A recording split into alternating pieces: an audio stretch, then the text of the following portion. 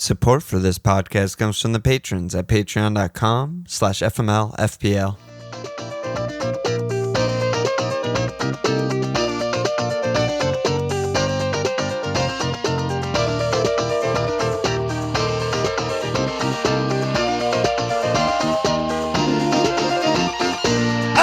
Okay! Welcome to FMLFPL Milan.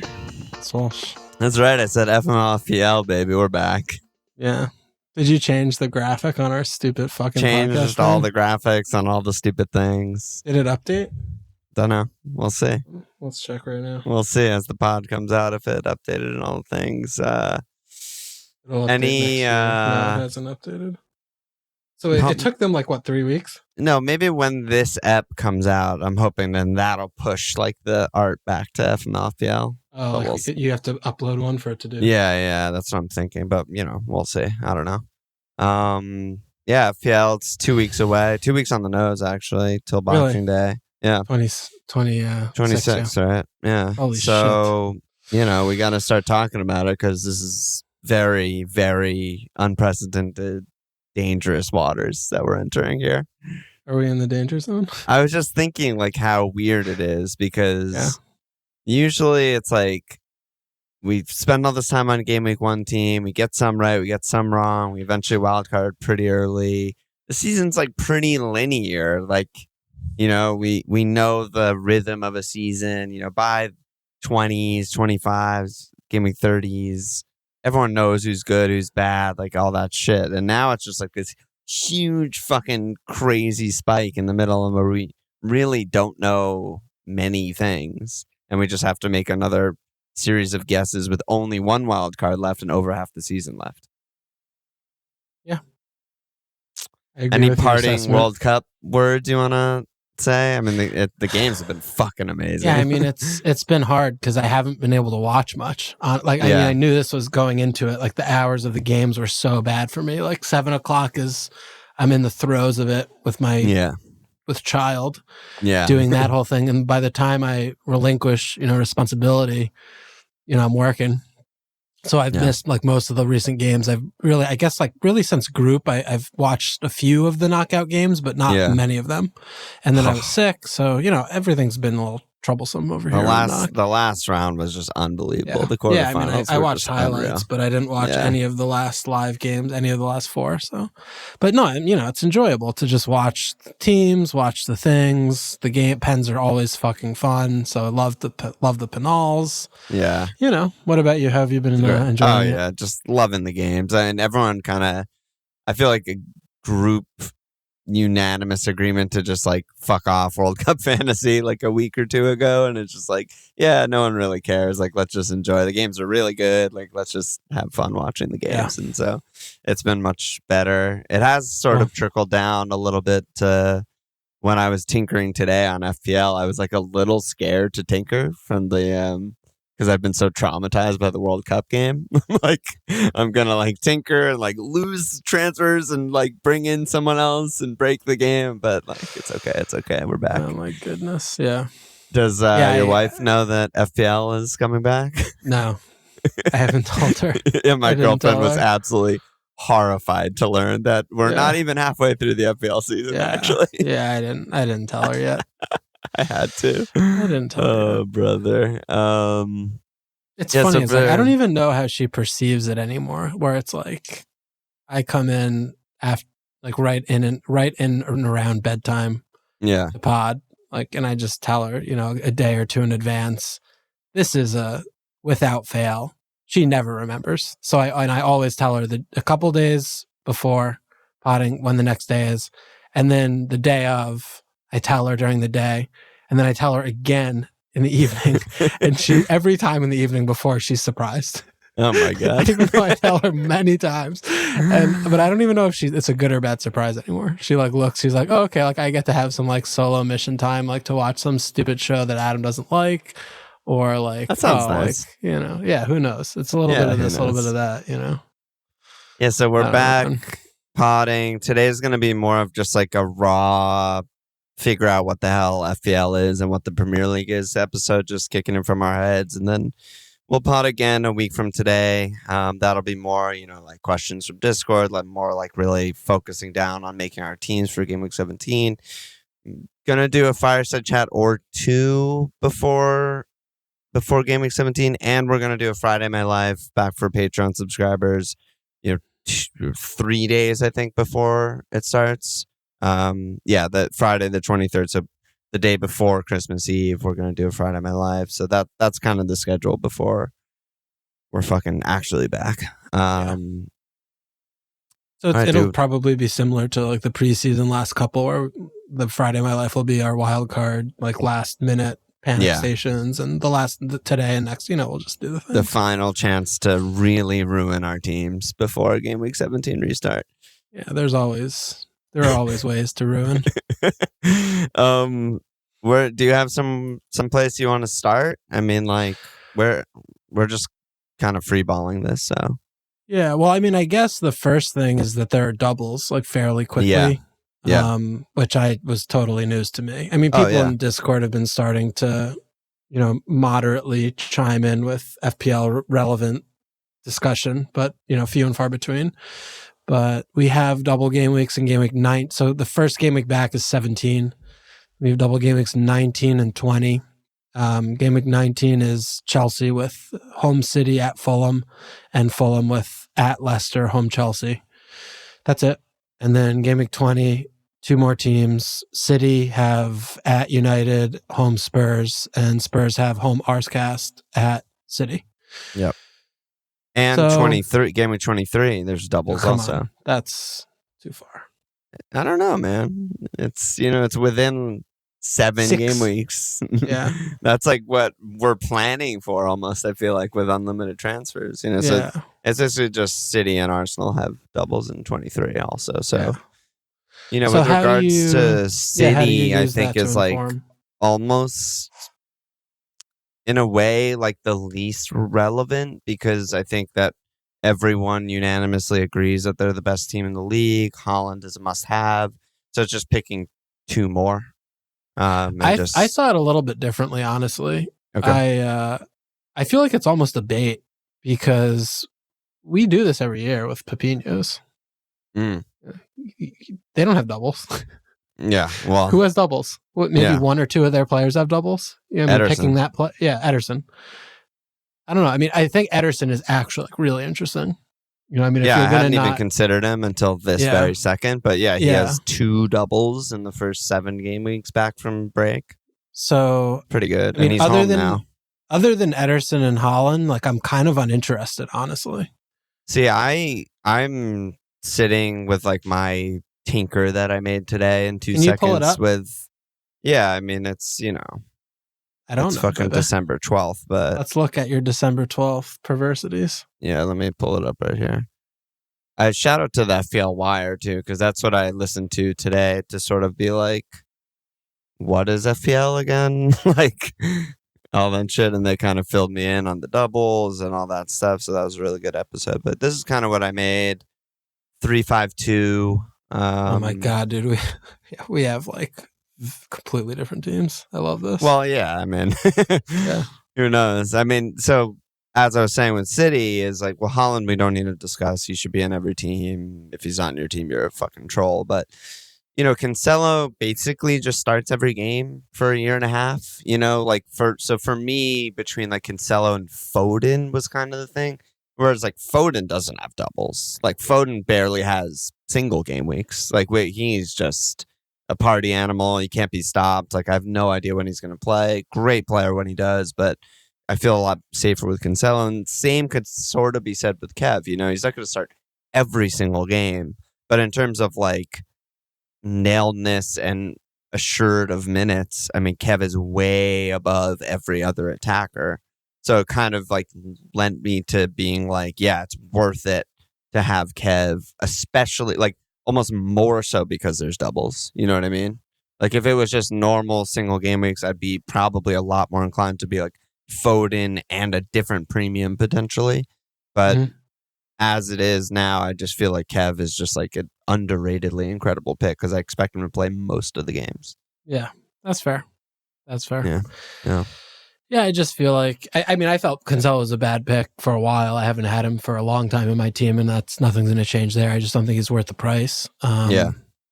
When City do look, a little bit complacent, they win games early, and their ability to stay focused and keep teams out, is a little bit questionable. And just that he's 7-4 now is just you have a little value. It's a lot. I think it's a lot. It's just a lot. So. But no, I hear what you're for sure. I mean, Kevin's still, good pick, obviously, good player, good pick, but expensive. Yep.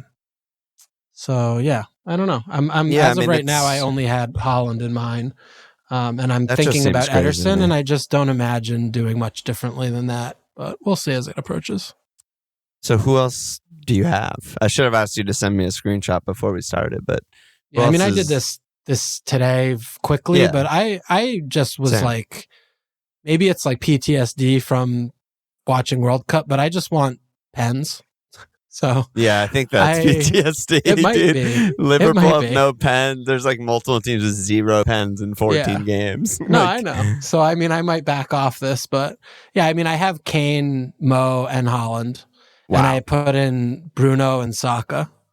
Yeah, Bruno. We should definitely talk about Man United. If we have a Bruno on pens, because Tony's really good at them. I would assume Bruno would take them over him. But who's Tony? Give me a fucking break, dude. Tony, he's fit again. Okay, he's so good at pens. Yeah, but he's not going to take over Bruno A and B. He's never fit. I like that. I'm just saying, Okay. I think Bruno and Man United is a really interesting one because. Well, as you can see on my team still pulled up here, I'm on Rashford, Dello, and De Gea, triple United. And you're on Bruno and anyone else? I still have Dello. I've had forever. Bruno and Dello. So, they've gone from a team where in the first, 16 game weeks, 3 months. Didn't really want any of their players and didn't feel like I missed out too much without any of their players. And now I'm tripling up. So that seems like the most extreme shift in terms of where we were before and after the World Cup. Yeah, I've had Dello actually for a long time. But you had him from wild card, right? Yeah, but in terms of the attack, obviously Ron once and for all finally fucking off. Oh my god. Just feels like a millstone, relieved from their necks. And with Martial. I have no idea what that means. What do you mean? What's a millstone? It's like it's like a big stone you wear, it's like a thing. It's like it weighs you down. Oh, I love it. It's like a medieval times. Sorry, it's not my time. All right. It's a relieving of pressure to have a millstone. No, I understand in context. Did you get the context clues? I've just never heard of a millstone. Here we go. Great magic card as well. Bruno, I feel like is going to be more responsibility. Yeah. Honestly, I have to say, this is a heel turn for me. I think I love Bruno. Okay, when and why? Is it because of Ron? Because I do feel like the contrast it's a big deal. Of Ron has made me like him more also. Because he's Ron, the professional handling of this absolute cunt. Yes. And how he's emerged just completely without any he's obviously a fucking rat fat faced bitch ass bastard, but he's awesome. He's so awesome. I don't know. I just fucking love him. His antics, the descent cards. If I played football, I would be exactly like him. I would do all the things. Yeah, I could see that. I think I see myself in him more than I would like to admit. Yeah. I would be getting I wouldn't be making actual yellow card tackles. I'd be too afraid of the contact, but I would get yellows for yelling at the ref, Oh yeah. I would be doing that every game. You would. I can guarantee that. Yeah. I just fucking love him, dude. I think I just love him. And I need to embrace it. I need to And Bruno also, I just need to embrace it. We're sitting here, 3,000 miles away or whatever, just being like, oh, this guy sucks. This guy's awesome. Whatever. Ron fucking makes the team work. The players fucking know. Oh, yeah. This is like a Lombardiism, right? But the players are sitting in the locker room. They know, Bruno's the leader. Bruno's the best player on the team. Bruno's everything. We should build everything around Bruno. Portugal fucking drops Ron, Man United drops Ron. Like everyone knows the players most of all, So I do also like that you said like sort of quietly leading the team, professionally dealing with Ron, who admittedly is like his childhood icon and the best player ever to come for Portugal. So like it's not an easy thing to just sit there and see him like crumble. Right. And yeah, I mean, I expect like his performance has never really dropped off. I expect, maybe a little here and there, but I expect him to just be like a great FPL asset. It's what we talked about before game week 1, right? Where like he dropped, what was it, 2 million in starting price or something like that? 1.5 million in starting price. And last year he was 12 and this year he was 10. So yeah, 2 million. So he dropped 2 million in starting price. He had him/Man United had the worst season possible out of their talent in 21-22. And he still scored 150 points. Yeah. So it's just like, this is a 200-point player if he's on pens, if he's given the keys, if there's improvement. Now, because of the Ron dropping, all of those things are finally like, come together. I mean, the main thing we are looking at here is still, he does only have 2 goals and 2 assists on the season. I mean, it's not like he's been doing well from an FPL standpoint. He's been bad. Yeah. He might have left a little bit of points on the table, but I mean, 2 goals and 2 assists after watching, most of their games feels about what he should have. So you really are betting on the come here and, expecting them to, him playing farther forward, Eriksen still in that 6 role, Casemiro playing more, all this stuff. And, with a striker, players to pass to, and pens, right? But, the last couple of games we watched him, he's arriving in the box a little bit more and he is, doing the things. So I just, he's 9.8, which is obviously very expensive, but I just do like the team. I've been liking their progression. I like the Ten Hags. I've been pretty bullish on them all season, and they have NFO, Wolves, and Bournemouth to come out of the break. It just feels like a good pop to go a little bit on them. And you talk to me about Rashford. I mean, you have Rashford, and he's still so cheap. He's only 6'7". What do you see there? That describes a lot of why I think he's just such a good pick and such good value, right? He's been playing well. He's got the underlyings, he's got the eye test, he's carried it to England as well. He's been playing well. Seems like the left-sided, left wing, left-sided attacker is sort of his. With Ron gone, who knows? He might play some striker minutes too. He probably will because Tony can't stay fit. Just a good pick. Really cheap in a team that keeps improving. I mean, he's just like, to me, he's just like one of the more obvious picks that I'm sure. I mean, I don't really know what everyone's on, but I think most people will probably be on Rash. I mean, it just seems so obvious to me. And I think Antony's a pick too. Yeah, I'm a little more interested, I think, in Antony than Rash, even though he's a little bit more expensive. He seems more of a donger. Yeah, even though they're far away shots, he just feels like more of a donger to me, and he just seems like a way better player to me than. Well, I hate Rashford. You so hate that's Rash, not going to take much. I hate him, but yeah, I think Antony's also someone you should not, write off just because he's a little more expensive than Rashford. He's still cheap as fuck. They are competing, with each other as picks in the same bracket. I mean, I'm doubling in defense right now, but you could definitely talk me into doubling in attack. Like Bruno and really two of any of these 3, Rash, Bruno, Martial and Antony, too. I think are good. I mean, yes, like 6'7". As we get closer, if he stays fit and it's just like he's the striker, then I'm going to be interested. Like right now, I'm like, I don't know. Yeah. But De Gea is so annoying. Having him, he sucks, and I hate him, and he sucks. But like, the thing also with the fixtures, the short term, home NFO at Wolves, home Bournemouth. I don't know, three best clean sheet fixtures in the league. Maybe Everton in there, and the thing also to remember, and I remember bringing this up, early in the season, is that the next 3 fixtures for every team in the league are the 3 teams they haven't played yet. Right. So that means that Man United are playing NFO, Wolves, Bournemouth, and then in the next second half of the season, they're also playing NFO, Wolves, and Bournemouth again. And you can use the same logic when you look at fucking like Leeds have Man City, Newcastle. It's like bad news, Leeds fans. Like you still have Man City and Newcastle to go after Man City and Newcastle. Yeah, I mean, it is a little bit. It's nice to just think about that in the long-term aspect of the fixtures remaining, but it is a little bit difficult to, like, it's kind of granular because you don't know when the second time we have transfers, going to be a team, we got a wild card. But no, the point remains that stacking the fixtures around, whoever has good fixtures here have the best fixtures for the rest of the season. That's basically what I'm trying to say, is that normally, like in a game week 1, obviously, and this is most analogous to game week 1, in game week 1, everyone has the same schedule. For 18 weeks, right? Right, and this is a rare time where we have unlimited transfers, and actually the schedules vary a lot in difficulty. Except, like, they play Wolves and Bournemouth 36-37. Right, yeah, so fuck me. Yeah. But some teams don't, right? Like, some teams have, like, quick succession where they play, like, 2 really bad ones or 2 really good ones. Like, Chelsea have home, I think they have away Fulham and home Fulham in 19 and 22. Yeah. Or something like that, right? And it's like, okay. Not to mention all the games in hand all these teams have. Yeah. So there's just so much action. But yeah, Man United, really interesting.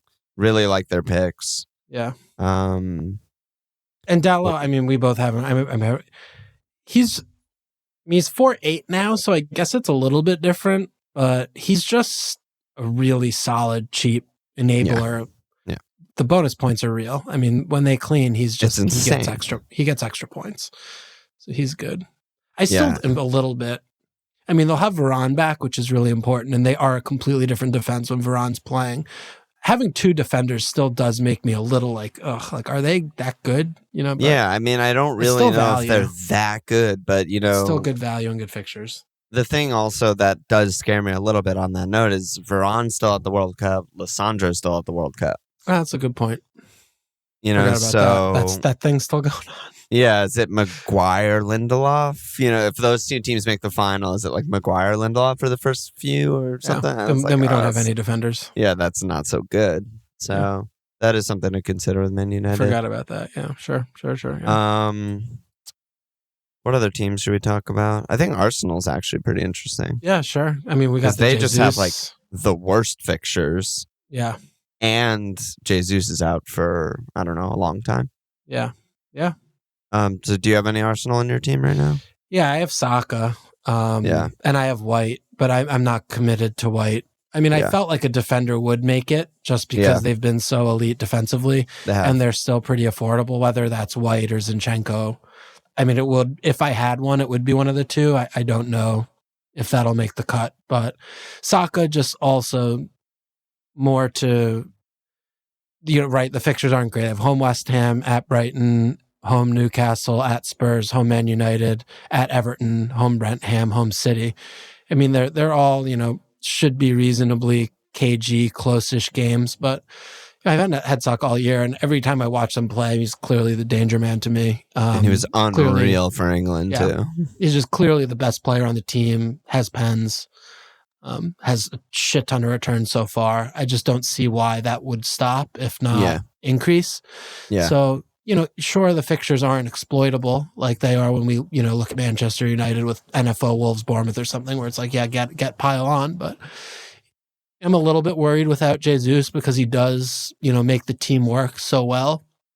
Having necktie in is probably going to make them a little bit more one-dimensional, and maybe he does something with Fabio Vieira or does some like kind of tricky things. But Saka on the right should still just be doing well. The midfield should still be okay. The team should still be good. Jesus is an enormous miss. Don't get me wrong, but Saka's not even that expensive. He's 8. So, I'm looking at him, I could switch to like Matto, I mean, I could imagine myself doing that, something like that. But Saka just feels, he's going to play every game, play as many minutes as he can handle. Just seems like a good pick. So I still like Saka. Yeah, I love that pick. I mean, I think it's hard to quantify like the loss of a superstar player like Jesus, like how that impacts all the rest of the team. But with Saka, he already was an 180-point player last season. Right. So, like, we don't really need to go overboard with the speculation. Like, yeah, the team is a little worse, but, like, Saka's numbers have not really changed from last season to this season. He's just, like, elite. So, I don't think that we need to, like, drastically change what we think about Saka. It is interesting that neither of us are on Martinelli when we've had him all season. But yeah, I mean, we were sort of in and around talking about removing him. I mean, I think that 12-pointer really did him, with the Liverpool game, really did him like a saving grace to stay in a lot of teams. It's just... He's still just so good, though. He's a great pick. He's definitely performing at the level of his price. He's 9 returns. He's 6-8 now. We've had him for a long time. We have value sunk there, but I don't see him, exploding. I don't see him, doing anything other than, what he's been doing. To me, feels like best case. And if he replicates that, he's fine. But I'm looking for, I think more than that. And I just think for the price, what are you realistically looking for that's more than this? Not having a player in that price. That's what I'm looking that's at. the answer. It's like if you don't want, like even me with sitting here with like Rashford and Trossard and Miggy and just in this fucking like dumb tinker that means nothing. It's like, well, I think Trossard's better than him, but I think I would rather have Martinelli than the other two for sure. Yeah, it's just hard to. It's one of those things where I'm choosing other guys to have something different, but like Martinelli's still probably the pick of those. Yeah, he does also just feel like lightweight. You know what I mean by that? I mean, we've stopped using that term. Mean? I don't know what you mean. I mean, it's just we watch the games like he floats. He just sometimes just doesn't show up. He just plays 40 minutes. Sometimes it's like he's just pressing. Yeah, and I have him at fucking 6'4" for a reason. Right. So but but watching is like, and he'll pop up with the goal, do the counter thing. He still has some set corners and set pieces, so he'll return and shit. But I think versus someone like Trossard, when we're watching him the last few games, it's like he's playing striker. Everything's going through him. He's taking the most shots on the team every game. 20 minutes doesn't pass without you notice him doing like multiple, right? It's so different. Those are the kind of picks that I like gravitate more towards rather than these types, maybe that are a little more peripheral, but he's still obviously an objectively good pick. Yeah, Martinelli. I think of him as a glue guy. Yeah, and I think of Trossard and Rash similarly as like pure upside. Right? Like I know you hate Rash, but he has hat-trick potential. He's done it. You know what I mean? He has triple return potential. He's done it this season. Sure. Yeah. And Trossard obviously has hat-trick potential. He does it every season. Right. Whereas like Martinelli is just behind Trossard in points by doing it very slowly. 6-pointers, 5-pointers, 4-pointers, 3-pointers, and he just racks up the points. Right. Yeah, I mean, great pick also. It is. Yeah, the Jesus injury, man, though. It's so bad for them. Yeah, and that is something that could affect Martinelli, dramatically, because it might mean his role and his responsibilities are just completely altered. He's a player that can drop in. He's a player that can, do that, similar kind of thing. We just don't know, what he's going to do. We know that he's not going to fuck with Saka. Like, he can't do the things. Yeah. He just needs to be width, get the ball, dribble, shoot, whatever the fuck. But, how it affects the other players is, we'll see. But yeah. Defense, you're worried? Yeah, or? I mean, I just struggle, man, because the balance of fixtures versus they've just been so good all season defensively. So fucking good. Right. They, Partey's fit, Xhaka's fit, the back four's fit. They're not. Yeah, until they're not. So, like, why am I even questioning this? Like, I objectively should have a defender. And you look at my team and it's like, or this tinker, and I swap Ben White in for Cancelo, and then I have a lot of money to like upgrade an attacker or something like that. Like, that seems valuable. That seems kind of worth it. Yeah. So that's definitely something to think about. Yeah, I mean, they're just a great team. Yeah. They're clearly the second best team in the league all season. They've been second best defense in the league all season. Yeah. Yeah. I do like Zinchenko a lot. Yeah, is he fit? What's his deal? Why wouldn't he be? I don't know. I just feel like he's barely seen him. He was fit going into the thing. Yeah, I guess he played the last 2 games. Yeah. I forgot about him. Yeah, he's still back to starting price at $5 million. The bonus points are there for him. Solid player. I do feel like he's worth the extra little bit of money to White. Dude, he's played 7 games and has 5 bones. Yeah, good. It's like fucking stupid with him. It's just like automatic. Kinda, yeah. Yeah, like, so I definitely think he's worth it. I definitely think he's worth it. In fact, I'm going to tinker him in right now just to see what happens. Just to spite. What are we doing with Miggy, dude? Can you tell me about Newcastle and Miggy? Because they have great fixtures also. They have basically one really bad game at Arsenal. Yeah. Other than that, they just have a great run of fixtures. Isak's probably healthy. Like St. Max is probably healthy by now. You know, what are we doing with Miggy, the highest scoring mid in the entire game? I don't know. I mean, I haven't really thought about putting him in my team. Granted, I have only started thinking about my team like today. Me too. Yeah. He's 5'8". He's 5'8" and the highest scoring mid in the league. I mean, we're talking about, Martinelli being a good pick. He's a million more and has like way less points. He's like half these 30% less points. That's why I'm bringing him up. I don't know what to do. We've talked about, right, his reinvention of, playing this new position and taking more shots. I still just watch him and watch their games. Like, this is a team that is more, foundationally, defensively solid. They're good at scoring counterattacking garbage goals when they're already winning, when they're not like really looking for it. But, they turn the screw. They turn the screw. They're a really solid team, right? So I just don't accept or believe that he's going to continue even at half this pace based on the way they play the games. He just doesn't get enough reps. He doesn't get enough opportunities for me to think that this is somewhat, we know this isn't sustainable. He's scoring every game. But even for him to have it and score like every 2 or every 3 games still feels unrealistic to me based on watching them. I don't know. It could be totally off there. I mean, we've watched again, right? We've watched thousands and thousands and thousands of minutes of him playing. And this is a new situation that we've been thrust into over the last few months, a couple months of the Premier League season. I'm just still not really willing to put a spot in my team to him. What about you? What are you thinking?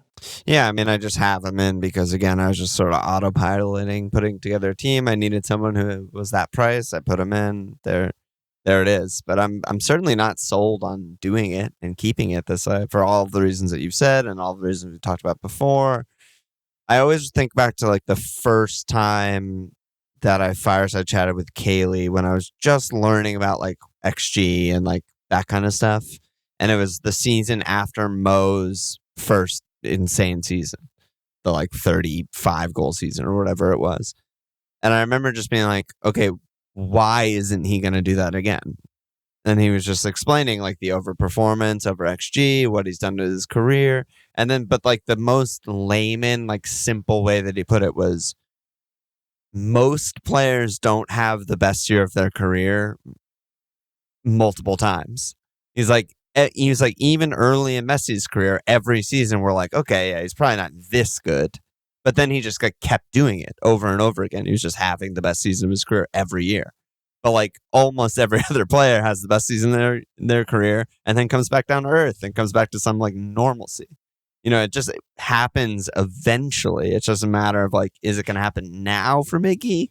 Or is it going to happen, next year? Or, whenever. It could happen whenever. So, yeah, I don't know. I don't know. We're betting against everyone by not going with him is my fear. Yeah, which I'm fine with that. You're fine with that because I'm trying to finish a high rank. But, but I did just tinker in Zinchenko and Saka, so. Yeah. Yeah, we'll have to, we'll see. We have a long couple of weeks ahead of us. It's just, if you're looking at it from the perspective of betting and playing the game, it's not smart to not have him. Yeah, I think that's right. Yeah. That's obvious, but doing the not smart, non-chalk things, we have to pick our spots of when we do that because that is where you get those, margin gains. And again, like that's in a weird way. I know people always complain that like when there's a Haaland or a Suarez type of season, it's like, oh, permacap season, so boring. But in a weird way, it's more interesting because you can take more of these risks and you're not betting 150% against the field because it's like people might captain Mickey. It's just like 60% or whatever. Right. It's less bad. Yeah. Right. Totally. It also makes it so that we're not so beholden to having multiple, the premiums captain when options. You have to do the things, or Yeah.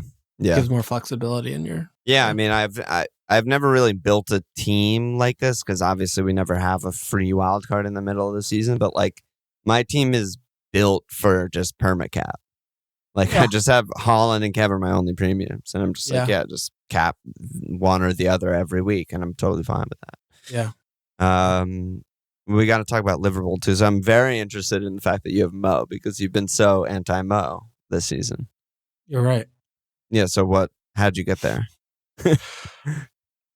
I mean, I think I've just been completely like an overreactionary little bitch when it comes to Mo all season, honestly, where I'm used to, him, like stroking me. And it's just been a little bit tumultuous of a relationship so far this year. But, it's still, he's having like sort of the worst year ever since he's been here. And he's still among the top point totalers in the league. Nailed on, plays every game. The team has been fucked up all season, obviously. Don't have any pens, which is insane. They're obviously due for some of averages. Surely comes through. I mean, dude, if he's let me look at what is this fucking thing here. Midfielders, like say if he had 2 pens, he's clearly he's the best. He has the most points in the league. Which the highest midfielder scorer in the league. Yeah. So which halfway through the season, Liverpool should have on average 2 pens. I think is a low expectation. Yeah. I mean, that's just a great way to think about it to begin with. Yeah. I think. So, all of these things happening and conspiring against, I just still feel like he's a really good, safe pick who's going to play every game and someone I'm not going to have to worry about. I'm still not captaining him, but, I just think he's going to get a lot of points. And I do, I still do, I love watching Liverpool play and I enjoy that more when I own Mo and FPL, which is nothing. I don't enjoy rooting against him, which is what you do when you don't own him. It just isn't like, but I don't find that fun. So fair enough. Mo, I mean, unwashing, I don't know. He's definitely like the biggest omission in my initial tinker was Mo for sure. Because I've been the opposite of you, right? I've been saying what you just said all season long. He's having like arguably worst season of his Liverpool career, and he's on pace for 222 points this season if he just continues at this pace with no pens, and that's fucking really good. Maybe it's not 13 million good. Maybe we'll only captain him once or twice the rest of the season or something very crazy like that, but it's still just really good and a lot of points. It's definitely something to think about. I don't know where I'm going to be there. I mean, if I'm talking like from the, game of FPL perspective, I think it is probably just objectively smart to go with Mo. And one of the things they brought up on the wire was, he's still the most expensive player in the game, which is really good from a flexibility perspective, right? It's like you're protecting yourself against the field because he's still going to be a popular pick, even though he's not going to be like normal Mo popularity and he's not going to be captained. And, if things go belly up and Liverpool are still bad and whatever, you can get any player in the game from him. You can do anything you want from him. You can double move in any 2 players in the game from him.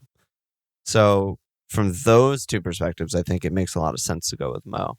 From the perspective that I built my team where I'm like, I'm never captaining him, et cetera, et cetera, et cetera, I think you can make an argument, but I'm definitely like playing with fire. He just had a month off. Like, I don't know what that means for him. He could just be like on how he started last season and just like explode and no one would be surprised, least of all me. And then I'm like fucked and scrambling and I have to make a triple move to get him. Yeah. So that's what I'm worried about. Yeah. Sure. And we didn't mention Nketiah. I just wanted to shout out Nketiah. I mean, he's fucking 6'5", you know. He's not cheap enough. If he's 5'5", I think we talk about him. But at 6'5", he's the same price as Mitro, Tony. Yeah. I just don't believe in the player. I also don't believe that he's I like the player, to be honest. I like him, but I don't believe in him from an FPLS. I mean, he hasn't fucking started a game. It's like, he's still a completely unproven rogue punt asset, and he's priced as he came in and did a really good job last year, which is a little bit to hang your hat on, but very little. I mean, he played 3 games or something. Yeah, that's all we have, though. Yeah, no, I know that, and I'm with you. I like him. I like him a lot. I think he's a good player, but I just don't think that he's done enough to earn a spot in our 11 in FPL yet. Yeah, given the fact that he again is priced at Mitro, Tony, like these are guys who you can set your clock on, who are going to get you points. Yeah, at a reasonable rate. Mitro with a double too. Yeah, so like Necktie, his like best case to me is them. And they're the same price. Him returning at that rate, they're the same price, more or less. Which is where I'm like, if he's 5.5, then I think it's like a very interesting conversation. I feel like he could outscore those guys. My opinion is his best case is higher than those guys. Like I think his ceiling is higher. Best case, fine, because he's on Arsenal mostly, right? Sure. It's like Mitro just has very low chance of like Fulham don't score 3 that often, but Arsenal should still function and be really good around him. So you could just run into some assists or more opportunities and stuff like that. But yeah, I'm not like stumping for him as a pick, but he's a pick for sure. I agree. I agree. And yes, I'm playing for Arsenal is a big deal. That's something that the 6-5 bracket, he's unique because he's on an actual good team, right? Yeah, exactly. I don't know. There's so much more to talk about. There's like new managers all over the place. Well, what do you? I mentioned Matto for a moment earlier, but I know you were really high on him throughout. And they have Newcastle, Liverpool, which isn't the best, opening 2, but he did look kind of like ridiculous. He was going on kind of ridiculous runs and of rates and the things. What are you seeing there? He's not in your team. I thought he's not in my team, but I do like the pick. The fixtures are really bad. I mean, I say that with a pinch of salt because TBD if Liverpool is even a bad fixture anymore. Like so far this season, they haven't been. Maybe this month off they will be again, but we don't really know yet. That's sort of a leap of faith. But the home Newcastle at Liverpool just like really, really fucking sucks for him and put me off. But I could definitely see a situation where he's a transfer in for home Fulham at NFO, home Brighton, which I think are all good attacking fixtures. So that's just kind of where I was, and like even just tinkering now while you were talking earlier, like I'd rather have Saka, so yeah, I'd rather have Saka, and I like those 6'5" guys a lot. That's just how my team is sort of constructed. I like Rashford, I like Tross. I have Kulu also. Yeah, I was going to ask you about him. What do you just because he's so good? Yeah, I mean, what do I need to say? He's unbelievable. He's unbelievable IRL, he's unbelievable stats, and he's unbelievable FPL. He has literally every box. He returns every game. Last season, he played fucking 1,200 minutes at 5 goals and 9 assists. This season, he's played 600 minutes as a goal and 5 assists. Like, he's an absolute machine. He makes them work as a team. He is, like, so key to Spurs being good and attacking. I just feel like, in a weird way, he's an underrated, incredible pick. And, I don't really want Kane or Son. Yeah. And he's like the only other attacker that's possible because I don't think Rich is going to start, Yeah. So I put Kane in because I was just like, I'm tired of it. Give up. Why are you? Give up. Yeah, I don't want to keep fighting against the current.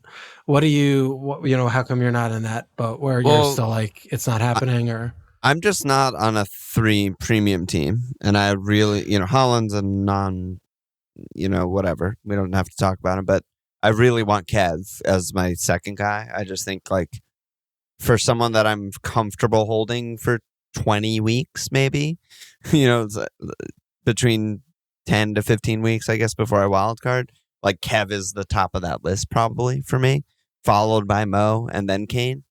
I just think that those are in order of like best assets for this season. But as my team's currently constructed, I only have 2 premium, so it wasn't even close. I mean, I have Darwin, which like I guess if I make like 2 moves or something like that, I can stretch Darwin to a Kane, something like that, or Darwin out and stretch one of the mids to Mo is a little more difficult, but possible. But I don't know. I kind of like the 2 premium thing, even though I am risking a lot without Kane, without Mo, I think. Yeah. Okay. I don't know. Is it sustainable with Kane? I mean, he's not Miggy. No. He's very much not Miggy. He's an elite FPL player, an elite player for years. But like also half his goals are pens and corners. And I'm like, I don't fucking know if that's going to keep happening. No, I mean, this is literally, he's on pace for his best season of his career. Yeah. So is that going to happen? Or is he going to fall back to not getting headers on corners, which he literally never has done in his career, and getting, a pen every other game? I mean, he's been, the headers on corners, it fucking tilts me off so hard. I can't even tell you. I feel like I've watched him go up for 400 corners in my life, and he never looks threatening, ever. If someone asked me just, off the who's top the of your worst head, striker on corners? Kane, I would say him. Well, I was going to give a different answer. Like, is Kane good at headers? Is Kane good on corners? I'd be like, my first answer would be defensive corners. He's fucking amazing. Benteke.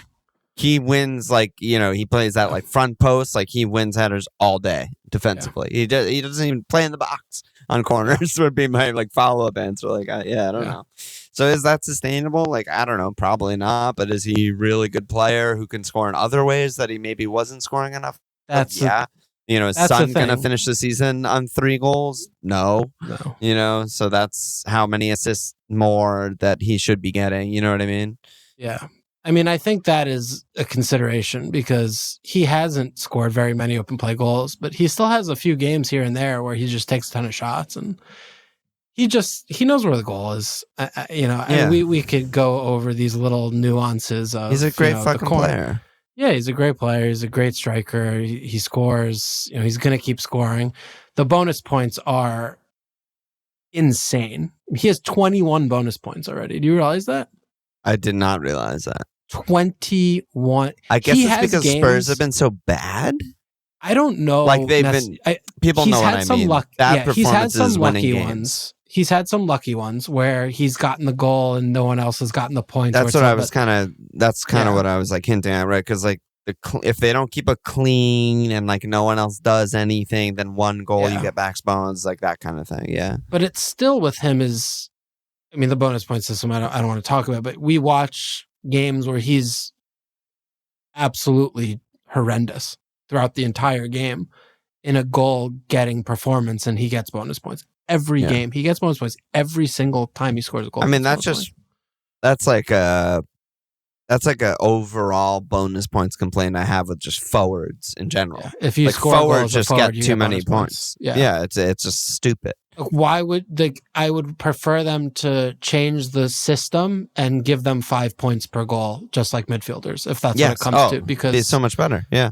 I mean, essentially, like he hasn't scored a goal and not gotten how many bonus times points. does Mo score the only goal in a Liverpool win and get 0 bonus? No bonus. Many times. Often. Yeah. That's common. Yeah. That's common. I mean, Wilf, Raz, like all these mids over the years who just get no bonus points. But if you're a fucking, 6 million forward who gets a random header on a corner, you just get max bonus. Like you do nothing all game and you're terrible and you just get max bonus. I mean, Kane, it's just, I'm just, I think, beaten into submission, and I'm tired of complaining about the unsustainable or lucky or the, and I'm just like, I don't care. Like, just put him in my team. I don't want to think about it anymore. I can celebrate when they score a goal because it's always him. I just want to. And Kulu does make him better, also, right? Yeah, like me having Kulu, that's also reflects positively on Kane. Yeah. Yeah. Oh man, maybe I'll just bow down to Kane points. 12 goals. He has 12 goals. I also wanted to talk about Leeds for a few minutes because we golden booting. If not for Holland, it would just be like by a lot. Yeah. Yeah. What do you have on Leeds? Yeah. I don't know. I mean, they were just like really interesting throughout the season. We saw the rise of the Somerville 4-4 mid. I mean, I don't know what legend. Sinistera's fitness is like. I love Sinistera. Yeah, I know. Well, we everyone knows that. Okay. Yeah, I think Bamford. Who knows what's going on with Bamford? But Bamford, I think he had another surgery. Oh my God, forgot about it. I mean, they have Noto, the little guy. Yeah, he's good. They just have a bunch of like guys. I mean, should this be a team that we target a little bit? I mean, Rodrigo, I guess, is on pens. Do you think he's on pens? Yeah, right? I mean, I like the Rodrigo pick a lot when he's playing forward, and I hate it a lot when he's not playing forward. But here's he has thing: a goal last 4 games, 2 goals, goal, 5 goals last 4 games. And they have home City at Newcastle, home West Ham at Villa. I'm good. Yeah, you know, like I don't want any. Those of are their counter players. games. I mean, those are countering games. Yeah, but come on, I'm not gonna pick fucking Rodrigo over so many other mids that we named, for that run. Yeah, I mean, they're cool and they're fun. I don't know. I guess I'm sort of just wait and see. Okay. Good run of fixtures. That's when I want them. Type of team. I don't know. Is that too passive? You think? You think they're better than that? Yeah, I do. I think it is. I mean, I think it is. Of all the teams in the league, the ones, we talk about it periodically, like, are the good fixtures actually good for them or not? Yeah. I feel like Leeds is very much in that category of, the bad fixtures are kind of good for them. Just because they're more free hits. They don't have to control the game at all. They can play their style of just press, counterattack. They have so many goals. Yeah, I mean, I feel like Rodrigo I think they have 2 4-3 games. Yeah, I mean, I feel like Rodrigo is a good pick, even with these, more difficult fixtures. He's 6'3". Yeah. Somerville, he's 4-4. I mean, this went unnoticed, but he scored a goal in 4 games in a row with a goal and an assist game in there, and he was like they're one of their best players in each of those games. Really good. The last few before the break, and his underlines are really good too. Yeah, he's been highly rated. I mean, they gave him some minutes last year. I mean, they wanted to hang on to him, keep him in the first team, stuff like that.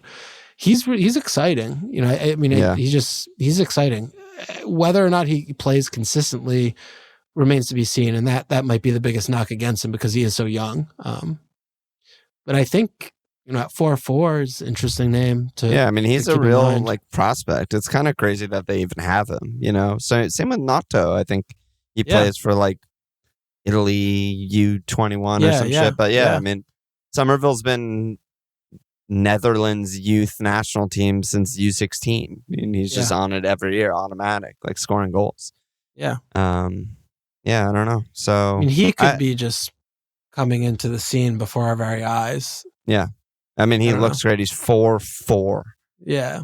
I mean, he's interesting to me because in my team, I have him and Pereira in both. A 3-4-3, 4-3-3, I'm not sure kind of a thing of just I could figure out which guy to start. I could find a starter between these guys between them and the other, 3 or the other 2 defenders to start. Yeah. 2 from 4 or whatever. What 3 forwards are you sitting on right now? I have Kane, Holland, and Mitro. Great picks. Yeah. Yeah, Mitro, I mean, not having Mitro just seems stupid. I mean, he's just so Mitro good. hurt me earlier, but he's just good. I mean, me holding him was your shout for my best move of the first part of the season.